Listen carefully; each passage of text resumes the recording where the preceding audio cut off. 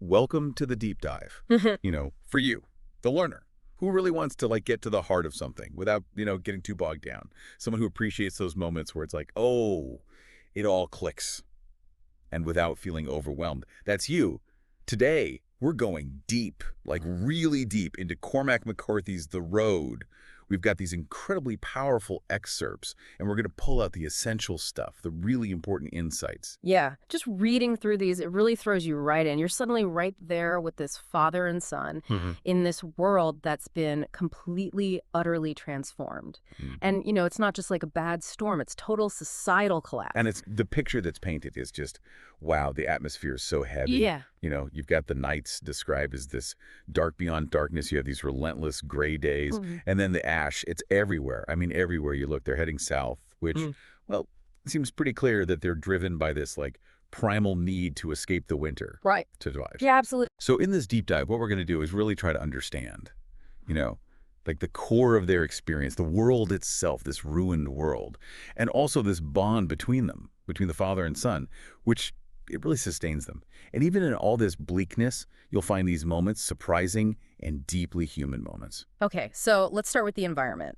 Right off the bat, what hits you is just the sheer scale of the devastation. It's like complete annihilation. You see phrases like stark black burn, charred and limbless trunks. And it makes you realize this isn't just, a localized disaster. This is a whole world choked by ash. Right, soft ash blowing. And it's not just part of the scenery, you know what I mean? It's this constant reminder, everything's gone. It really makes you think about how fragile our world is and how quickly things can just unravel. Yeah. Totally. And you see these ghostly remnants of what was, the billboards advertising motels faded and weathered, or a city in the distance described as this charcoal drawing sketched across the waste. It's like these stark reminders of what's been lost.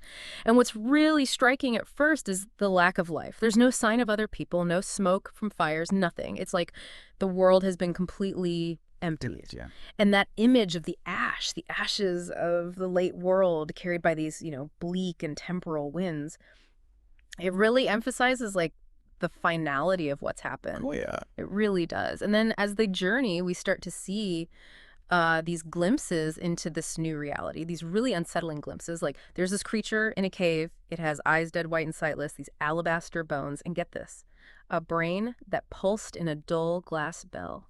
It's like life, but twisted, devolved in this horrifying way. Yeah, that's really unsettling. It is. It's also immediately, there's danger lurking everywhere. Right. And later on, we see even more evidence of this desperate fight for survival, there's this abandoned supermarket and there's nothing left but ancient runner beans, wrinkled effigies of apricots. It shows you just how scarce resources are. Even finding a can of Coca-Cola, it's like this huge moment. It's like a little piece of the past, perfectly preserved, this reminder of normalcy, and it was gone. And that roadside garage, no travelers, no one. It adds this feeling of just abandonment. Yeah. But the truck on the bridge, that's where the real horror of what happened hits you. Oh, yeah. That's inside the trailer. It's human bodies, sprawled in every attitude, dried and shrunken in their rotted clothes. And it's just so impactful. It's not abstract anymore. It's right there. The consequences. It really makes you think about the violence, the disintegration of society. It's like these personal tragedies, but on a massive scale. And then even the little details, like the cooked tracks in the tar, just these fleeting signs of desperate people. It really brings home the human cost. And you get this strong sense of how much the father is carrying, Psychologically, all those whispered questions to, well, God, but is he really there? It's interesting, right? Because the mother, she's completely given up. Oh. So maybe the father, he's clinging to something to find meaning in a world that doesn't make sense anymore. Maybe it's his way of not giving in to the same despair that consumed her.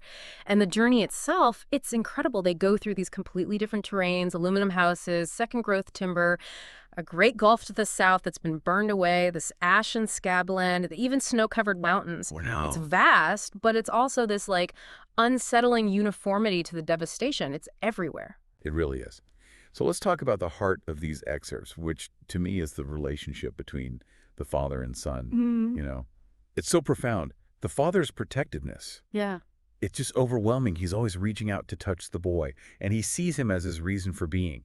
He says, if he is not the word of God, God never spoke. It's such a powerful statement. It's more than instinct. It's like a defiant act Absolutely. against all this nothingness, their bond. That's the fire they carry. Yeah, and the boy, he's the reason the father keeps going. And you see the boy's complete reliance on his father, too. Like in these moments of fear, he just asks, Papa. It says everything about their connection, Yeah. the trust, the dependence. And they have these shared experiences, these routines. They move south, they scavenge for any scrap of food they can find. Like, remember the runner beans, the apricots, and that incredible moment with the Coca-Cola. Right. And the places they find shelter, the father's childhood home, all these abandoned houses, they're even under bridges in a supermarket.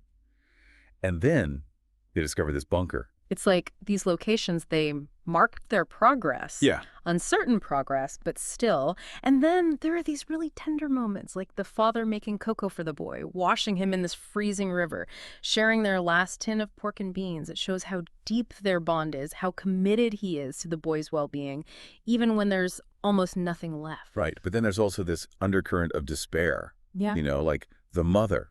Her absence hangs over everything. And then we learn why she's gone, this conversation with the father. She's longing for eternal nothingness. She sees them as the walking dead. It's heavy. Yeah, she's given up completely. She sees it all as pointless. And the father, you see his struggle. He makes these promises to the boy. You said you wouldn't ever leave me. It's like he's carrying so much, the weight of survival, but also the weight of these promises, in a world where nothing is certain. And the boy, he's starting to understand. He asks this really simple but devastating question.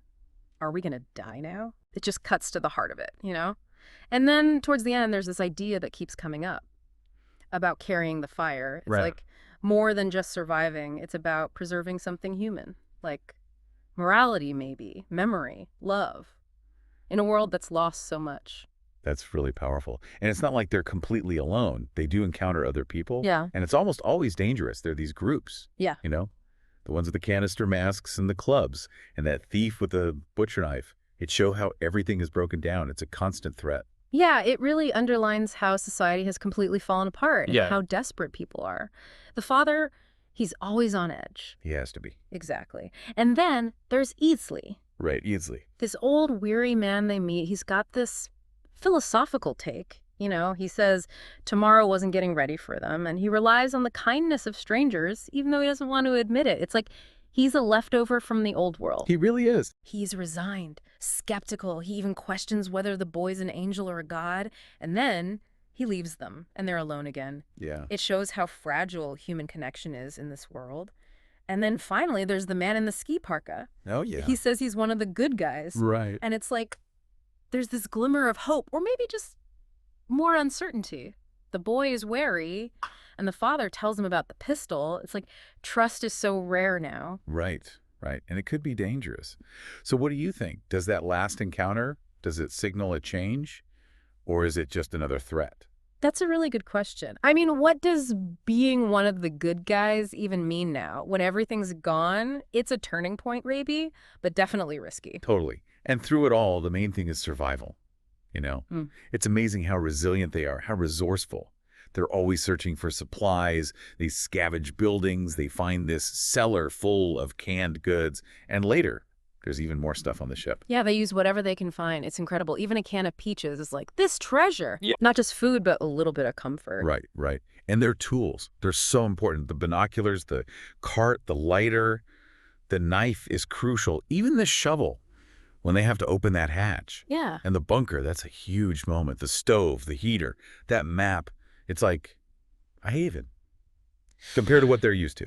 It's this big change. They go from struggling to survive to suddenly they have some comfort. And the things they find on the ship, the food, the clothing, even that flare pistol, it's like maybe there's a chance for a better future. And there's the sextant. It's like symbolic, this tool for navigation in a world where everything's gone. So for you, the learner, what are the big takeaways? I think we've seen just how brutal this world is. It's post-apocalyptic, stripped bare, full of dangers. But in all that, there's this bond between the father and son. It's what keeps them going. It's their hope. Yeah, and then there's the threat from other people, you know, how society has just dissolved and their resourcefulness, how they adapt and survive in this wasteland. It's a testament to the human will. It really is. And for me, those aha moments, the descriptions of the world are so vivid, they stay with you. And that trailer, It's horrifying, but it's also this glimpse into the past. Of course, the father and son, their love for each other is so powerful, even in all the darkness. And that question of hope, it makes you think. It does. It makes you think about what it means to be human when everything is gone, what keeps us going. Exactly. So, our final thought for you today. Think about what sustains humanity when civilization collapses. What does it mean to carry the fire in a world swallowed by darkness? And what does it really mean to be one of the good guys when faced with so much hardship? Thanks for taking this deep dive with us.